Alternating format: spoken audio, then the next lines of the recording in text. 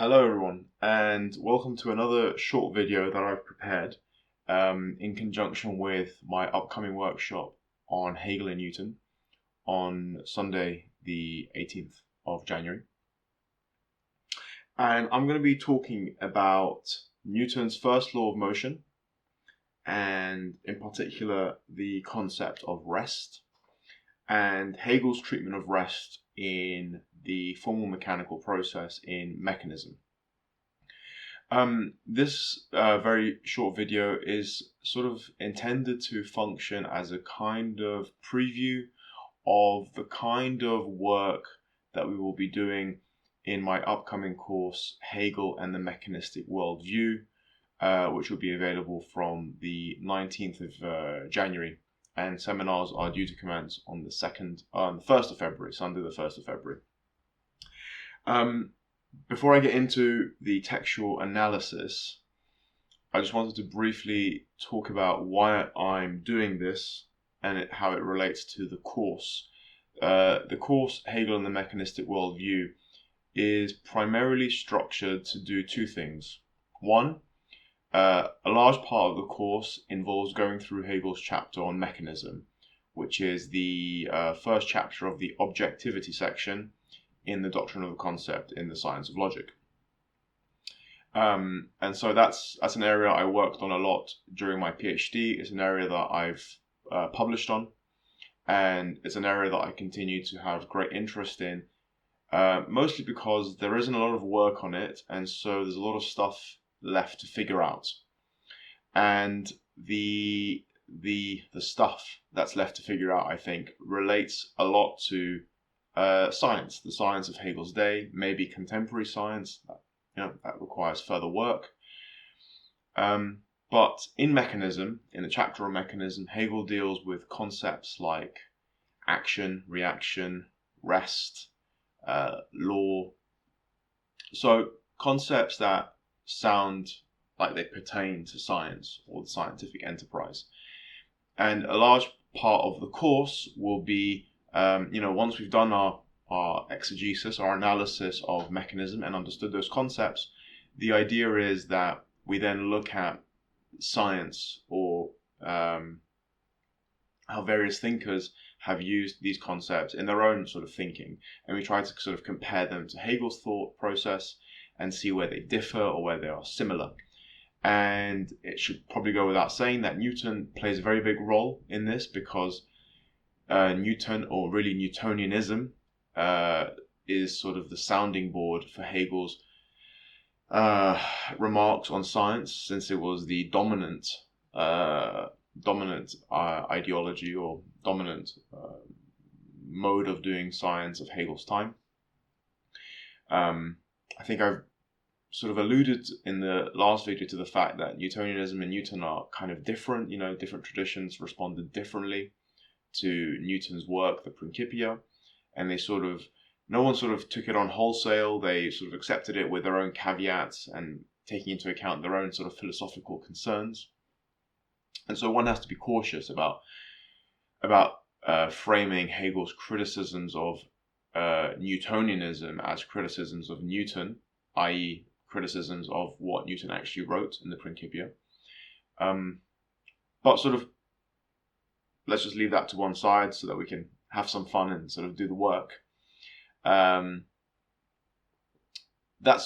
are sort of the two sort of aims of the course that I'll be doing, and so in the course we'll be going through a lot of this kind of stuff, and so that's the sense in which this is kind of a preview of what we're going to do. Okay, so when it comes to Newton, I am reading from Bernard Cohen's and Anne Whitman's authoritative translation. I'm not a Newton scholar, I'm not a historian of science, but from what I understand, this is the translation that you should be using if you want to read Newton. Comes with a fantastic introduction, which really helps to contextualize a lot of the terms, and also to help structure how you read the Principia. I'm not a mathematician, so a lot of the stuff, the geometry stuff, goes way over my head. I don't spend time trying to figure out whether Newton was right. I just take it for granted that what he did was correct. And usually there are very helpful notes that sort of inform you if something is not quite the case. And for the science of logic, I'm obviously reading A.V. Miller's translation of the science of logic. That's my go-to translation. I know it's quite old, but I still think it's the best. Okay, so let's get right into it. So, law 1. Every body preserves in its state of being at rest or of moving uniformly straightforward, except insofar as it is compelled to change its state by forces impressed.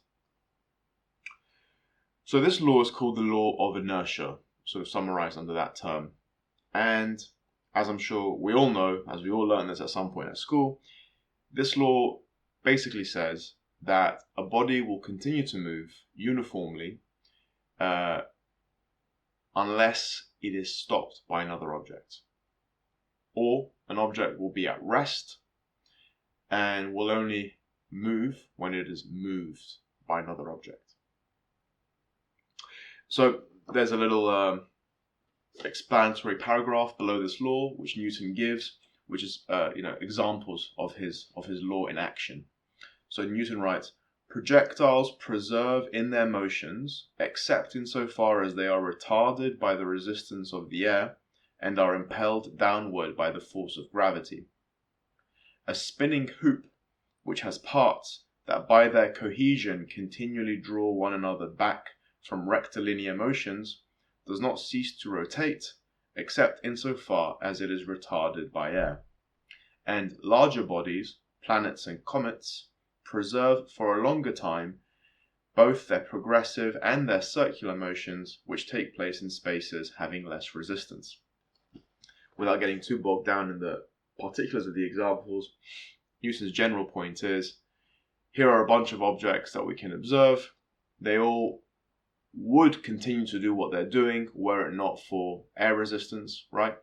And in the case of space, Hegel is making the point that there is less resistance in space, and so they preserve their ongoing motion more easily. Okay, so when I read this law of inertia, the main thing that sort of comes to mind is that Newton is telling us that an object will continue to do what it is doing unless it is stopped by another object. So, unless something external to that object stops it. So the emphasis of an object going into rest, for example, and I'm going to focus on rest because that's the concept that Hegel uses in the science of logic. Hegel does treat motion in the philosophy of nature, but I'm not going to be looking at that right now. So, an object will come to rest only if another object impels it to do so. Unless a force is impressed, as Newton says, to bring it to rest. Okay? So, coming to rest, or the state of rest, can only be brought about by an external force. Alright? Here I'm sort of alluding to how Hegel will differ from Newton in this regard. There is no reference to the constitution of an object having some kind of relevance to the explanation of why something comes to rest. Alright, so that's Newton. We've done Newton in about 5 minutes. There you go. So now let's look at Hegel. So in the science of logic, in the formal mechanical process, Hegel goes through a bunch of concepts. He goes through communication, then action and reaction, and then he comes to rest. And basically, rest is the conclusion of action and reaction. I'm just going to quote a bit from Hegel here. This is page 717, the bottom of the page in the science of logic, where the logic of reaction is coming to an end and we're going into the logic of rest. So Hegel writes, the action thereby passes over into rest. It shows itself to be a merely superficial, transient alteration in the self-enclosed indifferent totality of the object. Now there's a lot of background there that I don't know if time to get into in this brief video. But fundamentally, Hegel's point about why the moments of action and reaction pass over into rest has to do with the external action of objects to each other, right? So we've got an object that's acting on an object, we've got an object that's reacting on an object. Here we're thinking about the third law of motion. And that interaction sort of is balanced out, okay? And it leads to rest. So very similar to Newton, I think, right? It's the interplay of external forces. Object A is external to object B. A acts on B. B reacts to A. A and B come to rest. Where I think Hegel adds a further layer to this understanding of the concept of rest is when he makes reference to the fact that the mechanical object shows itself to be a merely superficial, transient alteration in the self-enclosed, indifferent totality of itself. In other words, the reason why the mechanical object can come to rest is because it is indifferent to the external determination that it receives. So here Hegel is adding, maybe we might say, an inner dimension to the object, and that is indifference. Because the object is indifferent to the determination that it's receiving through reaction, because of that, it rejects it or ignores it, and it sort of returns to its sort of state of rest, and that is the sort of the self-enclosed indifferent totality. Now, that's sort of what I'm going to say on this distinction right now in this brief video. But there are some questions that come to mind. So, is this a criticism of Newton? I'm not sure if it is a criticism of Newton. I mean, Newton has certain assumptions about what bodies are, right? These are his sort of metaphysical assumptions. Bodies are impenetrable. They're sort of hard. There are some other ones that don't come to mind right now, but Newton has some assumptions about what a body is. Indifference is not one of them. Indifference is an important aspect of what a body is, a mechanical object, in Hegel's account of mechanism, and it plays a constitutive role in explaining why mechanical objects do what they do. So that's really the main distinction between them. Hegel agrees with Newton that mechanistic relations involve the interplay of external forces, but Hegel spends a lot of time cashing out how the particular essential determination of a body, in this case indifference, allows for that to happen. Because I suppose the counterexample would be, well, if you didn't have a mechanical object, simply it being acted on by an external force would not be sufficient for it to be brought to rest. It cannot be taken for granted that it would be brought to rest. And that's because it wouldn't be indifferent to the determinateness that is communicated to it, right? So the indifference is what explains the coming to restness of an object. So again, I would be very interested. This is something that I'm sort of continuously working on. I'd be very interested to hear from anyone with a background in science or history of science, or maybe even philosophy of science. If you think there is anything there that Hegel can add to the Newtonian conception of rest, or if there's anything there that you think Hegel adds to how we might think about doing science more generally, how philosophy might interact with science.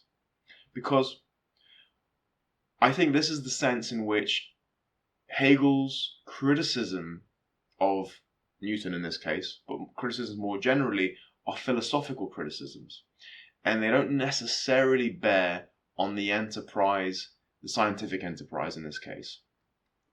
Science, it's not helpful to science to conceive of the object as being indifferent, right? That's a philosophical conception.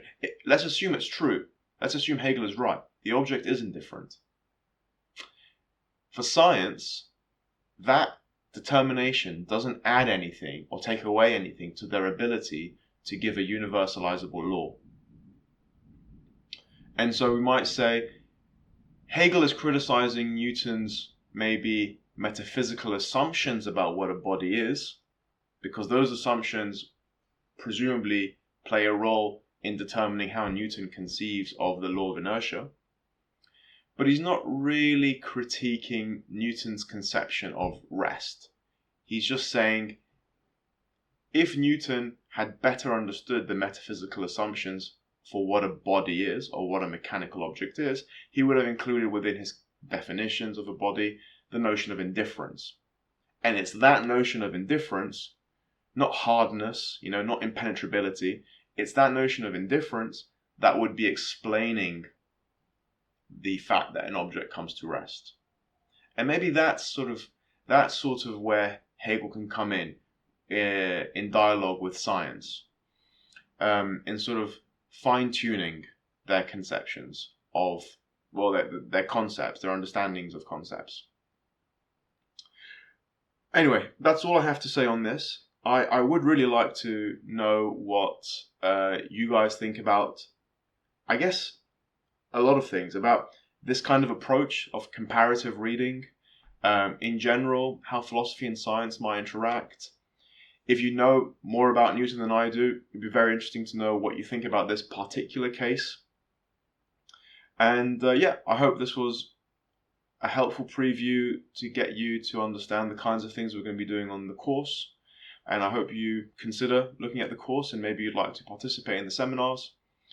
And for now, I'll see you all at the workshop, and take care. Bye-bye.